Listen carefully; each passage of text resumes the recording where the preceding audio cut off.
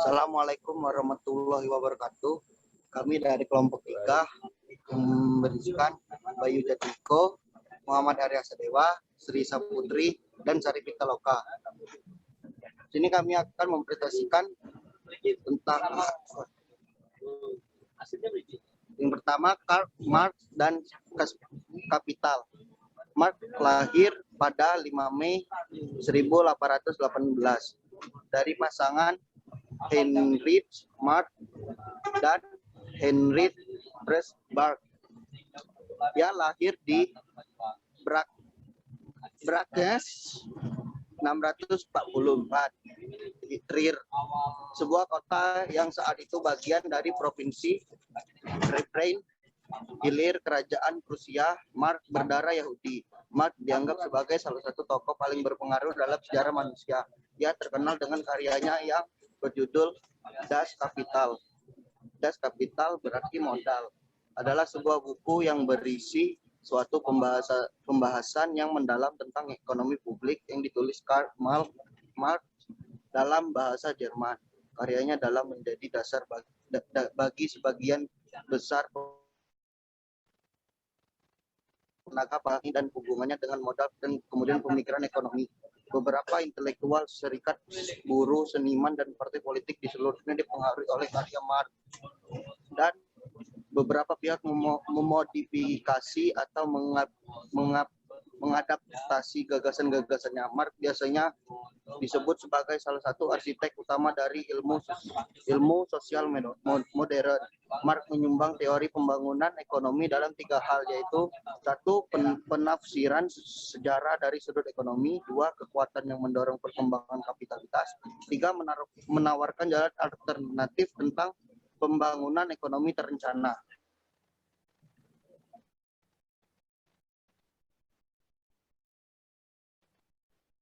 Pemikiran ekonomi Karl Marx.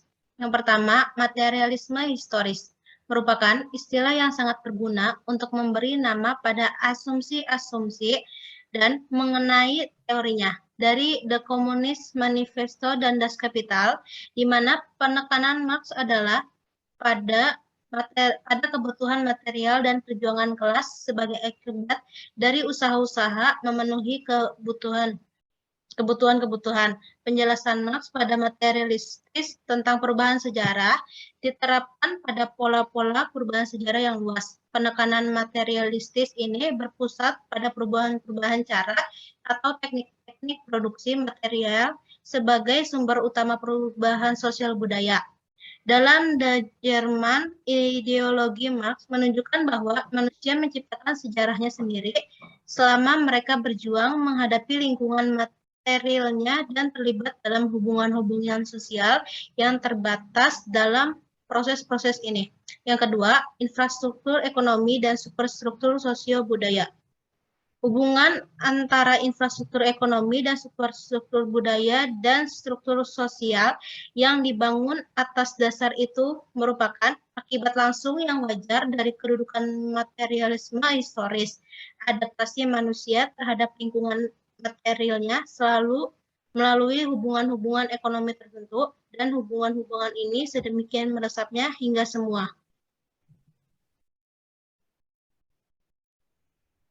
Hubungan-hubungan sosial lainnya dan juga bentuk-bentuk kesadaran dibentuk oleh hubungan ekonomi itu. Mengenai determinisme ekonomi, Marx tidak menjelaskan secara konsisten, sekalipun ekonomi merupakan dasar seluruh sistem sosio-budaya. Institusi-institusi lain dapat memperoleh otonomi dalam batas tertentu dan malah memperlihatkan pengaruh tertentu pada struktur ekonomi. Kelas-kelas sosial, kesadaran sosial, perubahan sosial. A. Kelas-kelas sosial.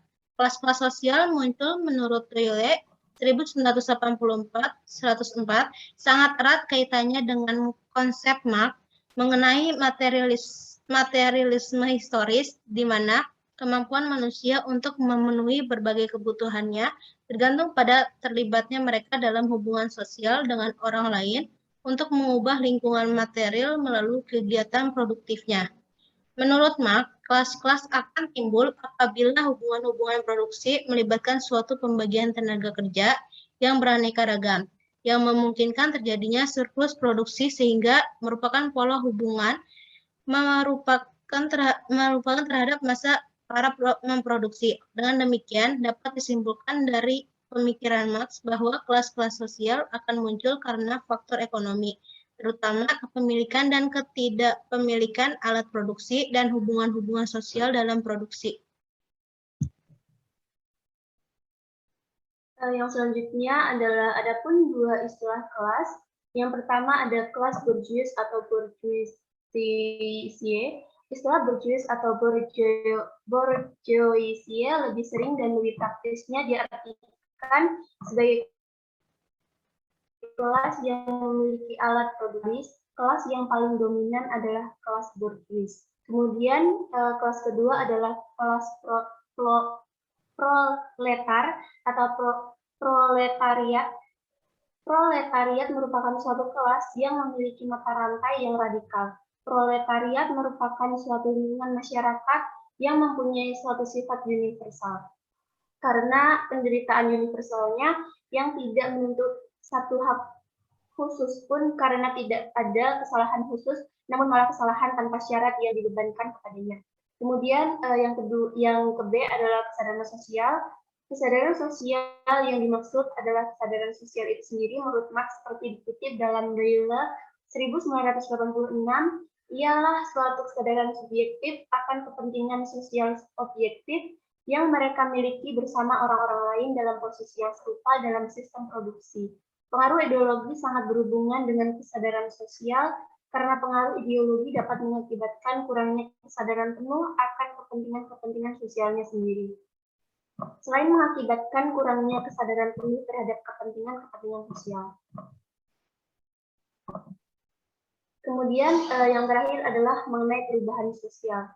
Marx menganalisis suatu perubahan sosial pada masyarakat adalah dengan menggunakan analisa dialektika. Cara analisa dialektika merupakan inti model bagaimana konflik kelas mengakibatkan perubahan sosial.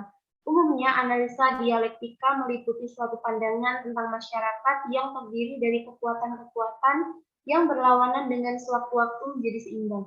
Jadi, dapat disimpulkan bahwa perubahan sosial dapat dilakukan dengan perjuangan kelas. Dalam konteks ini adalah proletar, yang perjuangan kelas tersebut dilakukan dengan cara revolusi baik, dengan menggunakan kekerasan, dengan tanpa menggunakan kekerasan maupun dengan kekerasan, sehingga revolusi tersebut dapat menghasilkan sesuai apa yang diramalkan Marx, yaitu masyarakat ideal yang tanpa kelas, yang istilah populernya komunisme.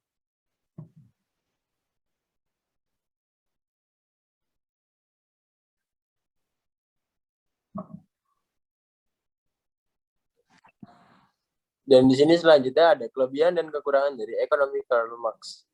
Kelebihannya yaitu teori Marxisme membahas dengan lengkap aspek-aspek yang terdapat dalam sebuah fenomena konflik, mulai dari penyebab sebuah konflik, kelompok-kelompok yang berkonflik, perkembangan konflik itu sendiri, penyelesaian konflik, sampai kepada perkembangan di dalam masyarakat pasca penyelesaian konflik.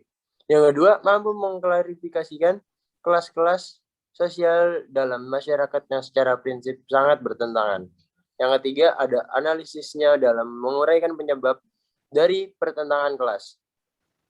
Yang keempat, ada teori Marxisme memandang proses perkembangan sebuah konflik sampai kepada bagaimana konflik itu terselesaikan dan juga merupakan kemampuan teori Marxisme dalam meramalkan akhir dari sebuah konflik. Kekurangannya adalah keyakinan akan terciptanya kesadaran kolektif atau kesadaran kelas dalam kelas buruh yang permanen. Yang kedua, tidak mampunya dalam melihat masalah konflik yang lebih mendetail. Yang ketiga, ada analisisnya dalam memandang konflik yang masih terlalu simpel atau masih sempit. Sekian dari kelompok 3. Jika ada pertanyaan, bisa langsung dipertanyakan dalam forum diskusi. Nanti akan dijawab oleh kelompok 3 sesuai pertanyaannya. Terima kasih. Dari kelompok 3 pamit undur diri. Wassalamualaikum warahmatullahi wabarakatuh.